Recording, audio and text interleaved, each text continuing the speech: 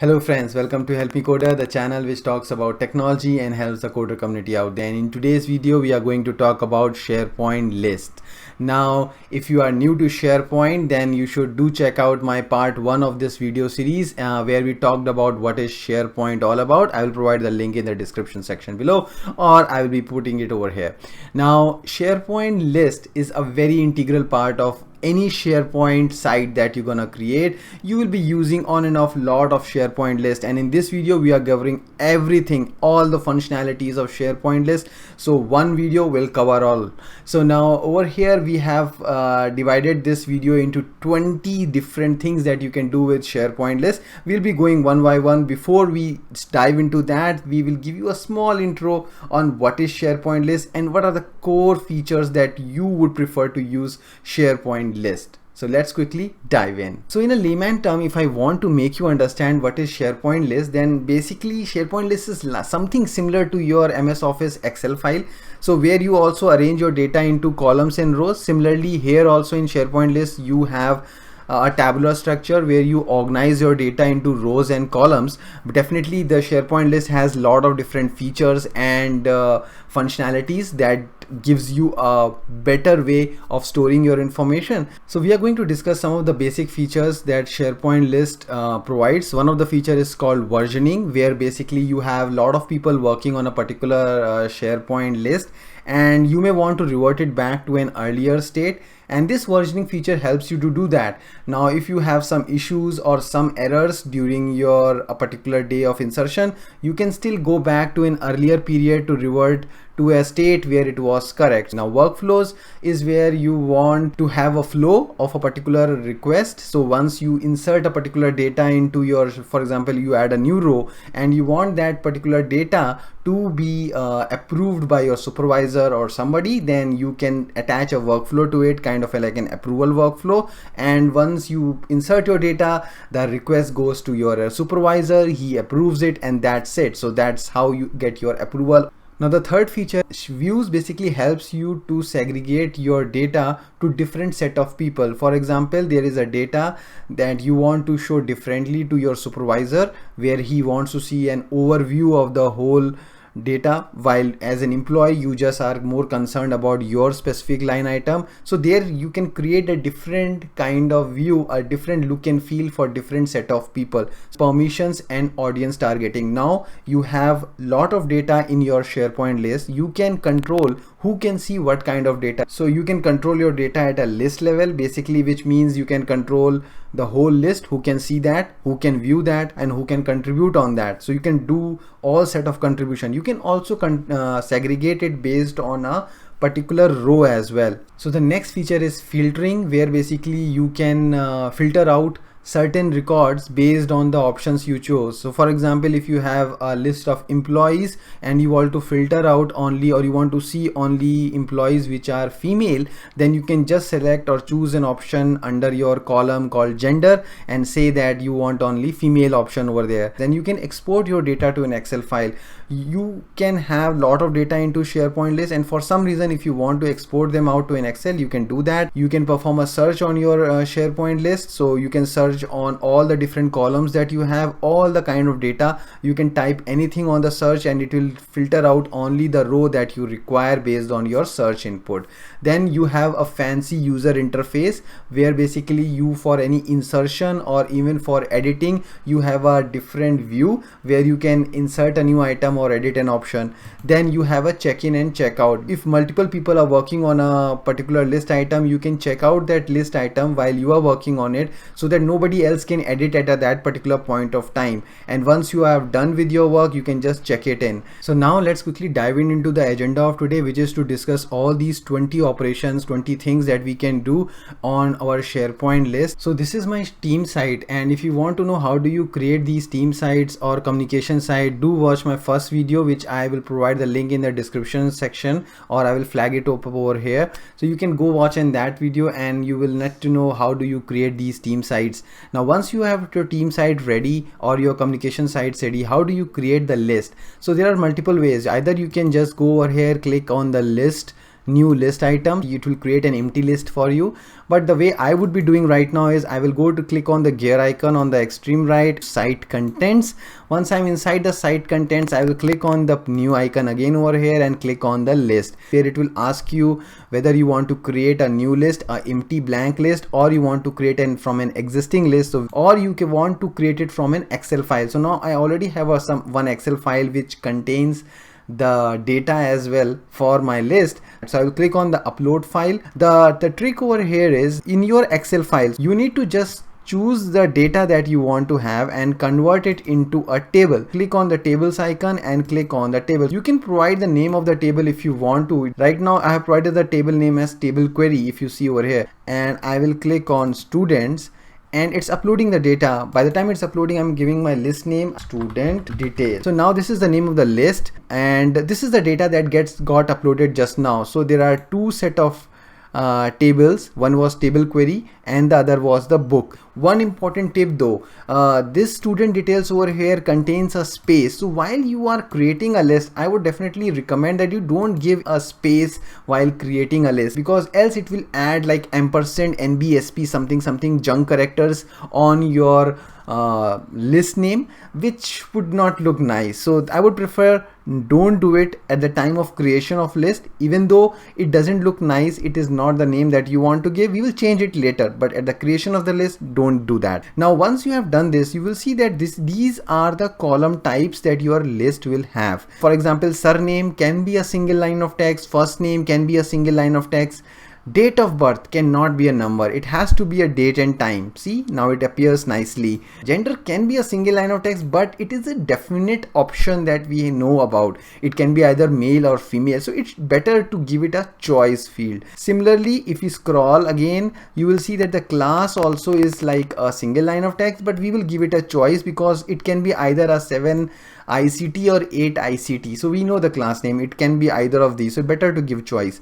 Now the phone numbers can be number, so that's good enough. Just click on the button called create. In a matter of seconds, so your list got created as quickly as that. So this is the list with the data that has been created with the name called student details. So to change the list title and description, click on the gear icon again and over here click on list settings, click on the list name, description and navigation.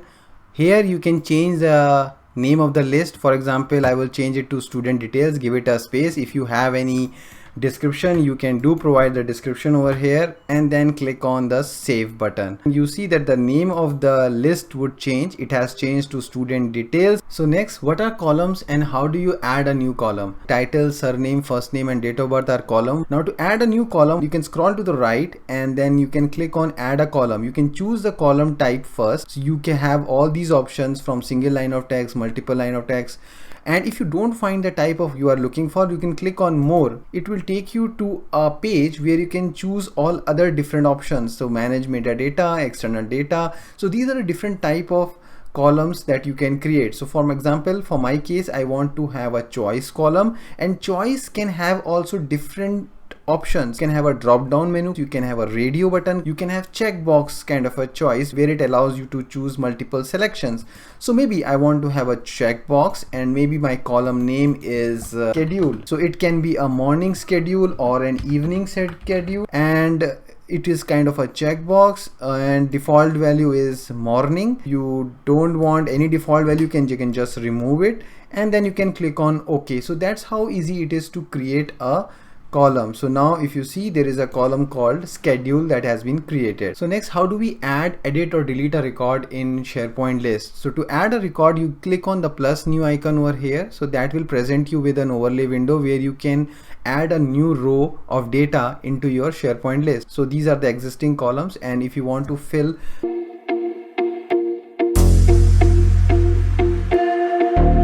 and then I click on save button. So this will be added over here at the last, And now if you want to delete a row, just select the item. It will give you another set of options over here. Click on the delete. It will delete the record, and once it is deleted, it will be taken to the recycle bin, and you can recover it from there later if you want to. If you want to edit a record, again select it over here. You will see this option called edit. Change it to anything that you want. So I would say brown one, and I will save it back. So that's how easy it is to do add, edit and delete. So next thing we will see is how do we do the bulk add or delete operation. So to do that, you click on this pencil icon called quick edit. You can directly change the values over here without opening a particular list item. So if for example you have new set of columns, so instead of adding one by one, which will be a very daunting task, you cannot upload Excel file again because this data is already there, which has been changed recently. So the best way is to come on to this particular quick edit, add the new column name. So the new column names have to be done first: maths, science,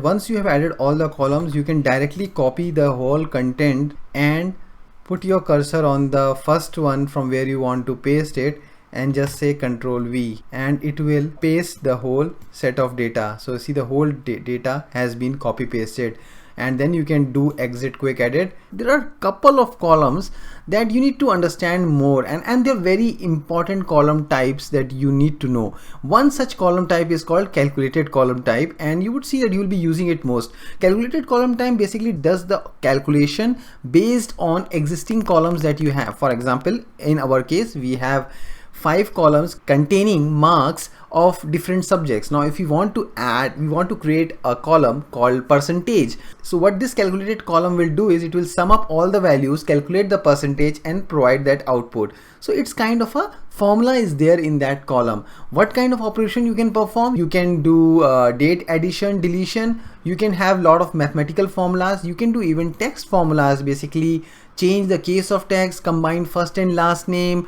But in our case today, we are going to calculate the percentage, and I will name this column as marks percentage. I will make it as calculated column.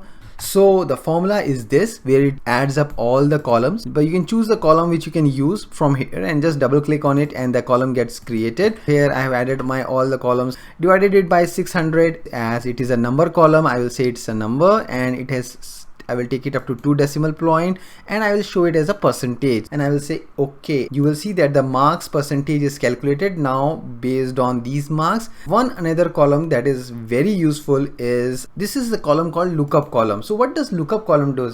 It looks for an information on another list. For example, in our case, this is student details, and what we want to do is we want to fetch data of books from the books list into the students. So students, once they add over here their details, they can choose a particular book that they want. Column name is rent a book, and I will say lookup. I will look this information from the books list. What kind of column? I want the book title. Now they can choose multiple books, so I will say allow multiple values. If you want to show some additional fields from the book, maybe I want to show how many pages are there in that book, and then I say okay. If you see, if you go back again to your student details, for the existing items you will not see any book because at that time it was not there. But now if you create a new book, or if you want to edit an existing item, I click on the edit and I can choose the book now because it has been attached. So I can choose, like, these are the different books. So the books list is coming from the another list which is called books. So this is how the lookup column works. So views helps you to show different kind of data to different set of people. For example, by default you get an all items view, and this shows all the columns that you have for a particular list. Now if you want to create a new view, like for example in this case I want to create a view for principal who is more concerned on seeing just the marks of the student, and he's not bothered about what is the date of birth and other home phone number, mobile phone number and other thing. And how do you do about is you create a new view out of the existing view. So I will click on save view as, I will name it as principal. So once I clicked on save, this is the principal view. Now this view is similar to all items view because the same columns have been copied. Now I will edit this current view, which is the principal, and I will remove the columns that I don't want him to see. Like for example, date of birth, the gender, the home phone number, mobile phone number, those all things I don't want. Then I can do the sorting based on the percentage marks that he has obtained. So like say marks percentage, I can do filtering. I can even group by, maybe I'll group by the gender. Then I can see the item limits, number of items that is displayed. By default it is 30. You can change this number. So those are things you do, and then you save it. Now you go back to the principal view again, you will see that it has been grouped based on the gender. Now if you open the gender column like female, you will see it is only displaying the details that he is more interested in, and also it has ordered the percentage in ascending order. So now you can also do formatting of the current view. For example, this is the principal view, and if you want to do some basic formatting, click on this arrow, then you click on the format current view. You will see that there are different kind of formattings. You can have an alternating row style, where every alternate there will be a different color. You can change the colors if you want. For example, if I want yellow and then the other one I want it as green. Plus if you want a conditional formatting, you can add a rule. For example, I want to choose a column like maths. Anybody who has got greater than 70 in maths, then show that item as green. So let's save this. So if you see, he has scored 78, 80, so it is more than 70, so those columns are converted to green. Now if you want to export your data to an Excel file for some reason, what you can do is you can click on export to Excel file. It will download this IQV file. Just say enable. Once you enable, for some cases it will ask you the user ID and password. For my case it was already there, so it didn't ask me, and it will download all the data into an Excel file. So the next useful feature is called Alert Me. You can set up an alert on the whole list or on a specific item. To set up an alert on a whole list, you can click on these three dots and click on Alert Me. You can provide the title of the alert, means that will be the subject that you will see on the alert, and then whom the alert should be sent to. Change type means on what kind of change the alert should be sent. For example, anything change, or if a new item is added, or when if it is a deleted. When to send alerts means you want to send notification to send out immediately as soon as the change happened, or you want to send a summary report on a specific time of the day, or you want to send a weekly summary. So based on your information that you set over here, the alerts will be sent. So this is the alert on a list level. You can also set an alert on an item level. So click on a particular item you want to send alert, and you can click on Alert Me. So versioning by default is not enabled on the list. So if you click on these three dots on a particular list item, you will not see the versioning option coming up. So to see enable versioning option, you need to click on the gear icon at the right, go to the list settings. There is a versioning setting option. Click on the versioning setting option. There is an option called item version history. Enable it. Specify over here how many versions you want to create. Like for example, in our case, let me say I want to have 10 versions. Click on OK. If I go back to my list, you will see that there will be an option called version history. And if you click on the version history, because there is no version right now, so this is called as version 1.0. Now if I go ahead and change this thing, Ravi 23, and if I save it, so I've done lot of editings on this particular list item. Tomorrow if I realize that I did it wrongly, I want to revert it back to some old version history, click on this version history, and you will see that those three versions are here. Now whichever version you want to go back to, maybe I want to go to the first version, so I will say restore. Then it will revert it back to the earlier version. You will see that this one has changed back to Ravi again. Now if you want to automate the business process, like for example in this case, once the detail of a new student is added, we want to get an approval from the principal, then for those kind of actions you need to add some workflows over here. Workflows is very easy to add. There are some pre-baked in workflows like those approval workflows. The simple workflows are there. To do that, go to list settings. Inside the workflow settings, click on add a workflow.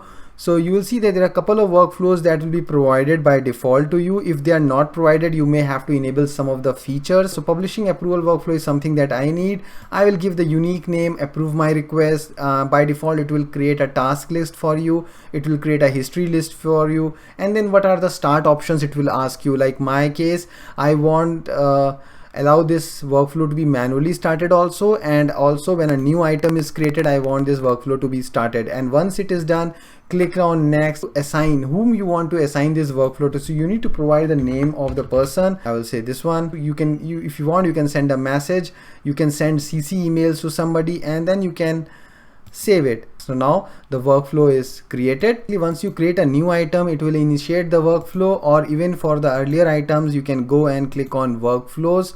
I can click on approve my request, and it will start the workflow process for this particular request. So SharePoint list provide few validation options that we can use to check before the data is getting inserted into the list. Like mandatory field, you want first name to be present, it's a mandatory field. So what we can do is you can go to the column settings and click on more options, and we can say that required field for value should be yes, so that is yes. So that's the mandatory field. Now other kind of validations can be like, for example, date of birth field should be less than today. I can go in edit option, and I can go to the column level validation, and under column level validation I can provide the formula that I want to check, which is like date of birth should be less than today, and what kind of message I should say. If the date of birth is greater than today, if there is an error, I will say date of birth should be less than today. So that's it. Now if you are going to add, said if I put a date of birth as 31st, and if I try to, which is greater than today, and if I try to save this, what kind of error message I will say? It will give me date of birth should be less than today. So that is the column level validations. So one another type of validation that is there is called list level validation. So we have seen column level validation, which applies only to one single column, but there are cases where we want to have a validation across multiple columns, then we use list level validation. So for that, click on gear icon, go to list settings, validation settings over here, then do provide a formula which will do calculations on multiple list items. So in our case, we want to check if either of home phone number or mobile number, any one column should have a value. So we will check with using the function called count a. So this will check this formula will check either of these two values should be present, and if it is not the case, then I will say at least one value is mandatory, and I will click on save. Click on new item, add the title that I have not added any now that neither home phone number, neither mobile number, and I will try to save this value, and it will say at least one value is mandatory. So now what I will do is I will add something on phone number, one phone number I've added, and then I will try to save it, and voila, that will add the value inside it. So that's how easy it is to do the list level validation. Next thing that you want to see is the list permission, and this topic is a big topic, actually pretty hard to explain in one single this video, but just to show you how do you choose the list permission is go to the gear icon, list settings, and permissions for the list is, and you can give them full control, edit or read. So more on the permissions, I will take a separate video on this, on how do you set up permission, but this is how you set the permission on the list level. You can also do a individual item level permission, where you can just click on that particular individual item, click on manage access. You can share this item, or you can directly give an access to a particular item, particular email. Audience targeting is the one option that I like the most. In audience targeting, we are targeting a particular row to a particular set of people. By default it is disabled, so you can just go to the list settings, and over here you will see that there is an option called audience targeting setting. You enable this audience targeting setting, this will create some extra columns on your list. So once you are creating a new list item, you will see that there is a target audience column.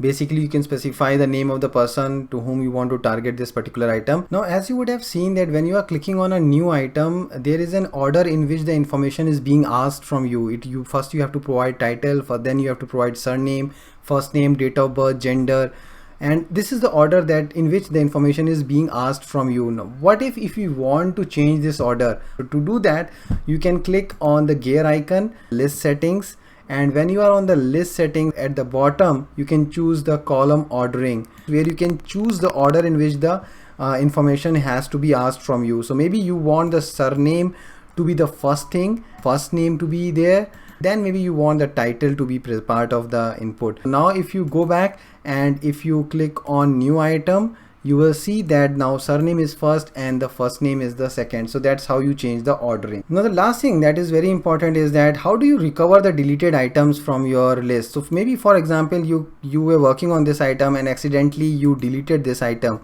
Go to the gear icon, go to the site content. In the site content you will see that there is a recycle bin.